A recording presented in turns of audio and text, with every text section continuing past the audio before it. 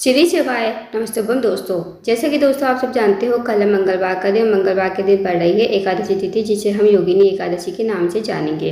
तो दोस्तों बस आपको एकादशी तिथि के दिन 11 चावल के दाने से अचूक उपाय करना है। यदि आप इस उपाय करते हो दोस्तों, तो जो भी आपकी मनोकामना होगी, चाहे वो धन को लेकर हो, व्यापार को लेकर हो, नौकरी को लेकर हो, या फिर आपके जीवन की कोई अधूरी मनोकामना, काफ़ी देर से अधूरी पड़ी हो, तो इस उपाय करने से आपकी मनोकामना अवश्य ही पूरी हो जाएगी। साथ ही अगर आपके जीवन में कोई समस्या चल रही है धन को लेकर, कर्ज को लेकर, तो वो समस्या भी आपके जीवन से समाप्त हो जाएगी। पूज्य गुरु जी कथा को सुनकर उपाय को अच्छे से समझाने का प्रयास करेंगे। तो आइए दोस्तों जानते हैं उपाय कैसे करना है। दोस्तों पहला जो उपाय है वो है मनोकामना पूर्ति के लिए। यदि आपकी कोई विशेष मनोकामना है धन को लेकर, व्यापार को लेकर, नौकरी को लेकर, तो आप इस उपाय को अवश्य कीजिए। इस उपाय करने के लिए दोस्तों सबसे पहले आपको लेने हैं 11 चावल के दाने। जो आप 11 चावल के दाने लोगे ना, खंडित नहीं होने चाहिए, इस बात का ध्यान रखना।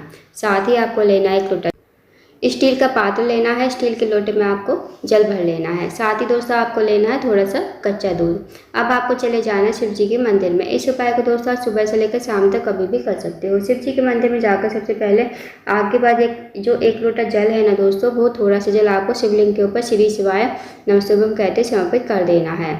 अब थोड़ा सा जल आपको बचाना है। जो थोड़ा सा जल बचा है उस जल में आपको 11 चावल के दाने डाल देने हैं, और जो कच्चा दूध आप लेकर आए हो वो भी कच्चा दूध भी लोटे के जल में डाल देना है।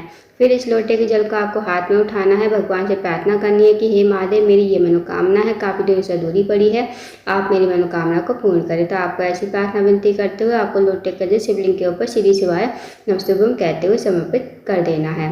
2 मिनट आपको मंदिर बैठना है, श्री शिवाय नमस्तुभ्यम का जाप करना है। फिर आपको भगवान को प्रणाम करके विनती करके आपको अपने घर पर आ जाना है। तो दोस्तों करके देखिएगा, बहुत ही अच्छी विशेष उपाय है। इस उपाय यदि आप करते हो तो जो भी आपकी मनोकामना होगी वो मनोकामना आपकी अवश्य ही पूरी हो जाएगी। आप जानते हैं दोस्तों अगले उपाय के बारे में। दोस्तों अगला जो उपाय है वो बहुत ही ज़्यादा विशेष है।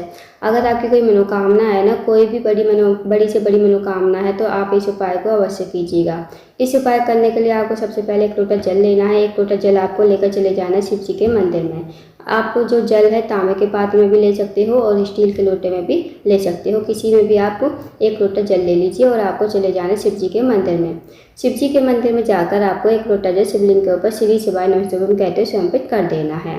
अब दोस्तों आपको वहाँ पर आसन लगाकर बैठ जाना है। आसन नहीं है तो आप वैसे ही बैठ जाइए। अब आपको इस नाम का जाप करना है। 3 बार आपको ये नाम बोलना है। आपको बोलना है स्वधा स्वधा स्वधा। इस नाम को आपको 3 बार बोलना है दोस्तों। ये जो स्वधा नाम है ना दोस्तों, ये पार्वती माता की नानी का नाम था। जो भी इस नाम को भोले बाबा माता पार्वती के सामने बोलते हैं उसकी मनोकामना बिना मांगे ही पूरी हो जाती है।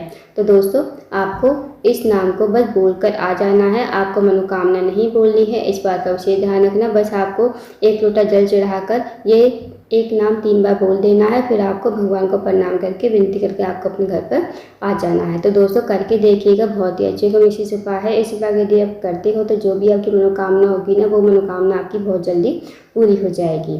तो अब जानते हैं दोस्तों अगले उपाय के बारे में। दोस्तों अगला जो उपाय है, जो माताएं बहनें मंदिर नहीं जा सकती वो ये उपाय घर पर कर सकती हो। तो उन्हें क्या करना है, आप अपने रसोई घर में ये उपाय कर लीजिए। आपको आसन लगाकर बैठ जाना है अपने रसोई घर में। फिर आपको श्रद्धा स्तोत्र के 12 श्लोक आते हैं दोस्तों। 12 श्लोक का आपको पाठ करना है। आप किसी भी पूजा वाली दुकान पर जाओगे ना, तो आप उनसे बोलना श्रद्धा स्तोत्र के 12 श्लोक की किताब दे दीजिए। तो वो किताब आपको लेकर अपने घर पर आनी है और आपको श्रद्धा स्तोत्र के 12 श्लोक का पाठ करना है। अगर आपको बुक नहीं मिलती है तो आप गूगल पर सर्च करके श्रद्धा स्तोत्र के 12 श्लोक, फिर आप गूगल पर सर्च करके भी मतलब फ़ोन से भी पढ़ सकते हो। तो करके देखिए दोस्तों, इस उपाय को यदि आप करते हो तो भी आपकी मनोकामना बहुत जल्द पूरी हो जाएगी। अब जानते हैं दोस्तों अगले उपाय के बारे में। दोस्तों अगला जो उपाय है, अगर आपने ये वाला उपाय कर लिया ना, तो आपकी जो मनोकामना होगी वो भी बिना मांगे ही पूरी हो जाएगी और आपको वो सब कुछ मिल जाएगा जिसकी आपने कल्पना भी नहीं की होगी। तो आपको इस उपाय करने के लिए सफ़ेद फूल लेने हैं। आपको जितनी मात्रा में सफ़ेद फूल मिल जाए ना, आप ले लीजिए। सफ़ेद फूल को लाकर आपको अपने घर पर सफ़ेद फूलों की पंखुड़ियों को तोड़ लेना है। अब दोस्तों इस उपाय को आपको शाम के समय करना है, यानी कि प्रदोष काल के समय। अब आपको इन फूलों की पंखुड़ियों को लेकर चले जाना है शिव जी के मंदिर में। शिव जी के मंदिर में जाकर आपको इन फूलों की पंखुड़ियों से शिवलिंग और जलधारी का श्रृंगार करना है। जब आप श्रृंगार करोगे दोस्तों, तो आपको मन ही मन श्री शिवाय नमस्तुभ्यम और भगवान शिव का स्मरण करते हुए जाना है। उसके बाद आपको जब आपका श्रृंगार पूरा हो जाए तो आपको अपने घर पर आ जाना है और आपको अपनी मनोकामना नहीं बोलनी है, इस बात का ध्यान रखना। बस आपको भगवान को प्रणाम करके विनती करके आपको अपने घर पर आ जाना है। दोस्तों, जो भी व्यक्ति, जो भी महिला इस उपाय को शाम के समय फूलों की पंखुड़ियों से भगवान शिवलिंग व जलधारी का श्रृंगार करता है, उसकी जो भी मनोकामना होती है ना, बिना मांगे पूरी हो जाती है और उसे वो सब कुछ मिल जाता है जिसकी उसने कल्पना भी नहीं की होती है। तो दोस्तों, इस उपाय को आप विशेष तिथि पर कर सकते हो, जैसे अमावस्या तिथि हो गई, पूर्णिमा हो गई, शिवरात्रि हो गई, एकादशी तिथि हो गई, प्रदोष हो गया। ये जो विशेष तिथि होती है ना, इन तिथियों पर अवश्य कीजिएगा इस उपाय को। इस उपाय को करने से विशेष फल की प्राप्ति होती है और ये वाला उपाय शाम के समय ही किया जाता है, प्रदोष काल के समय। तो जरूर कीजिएगा, बहुत ही अचूक और विशेष उपाय है। अब जानते हैं दोस्तों अगले उपाय के बारे में।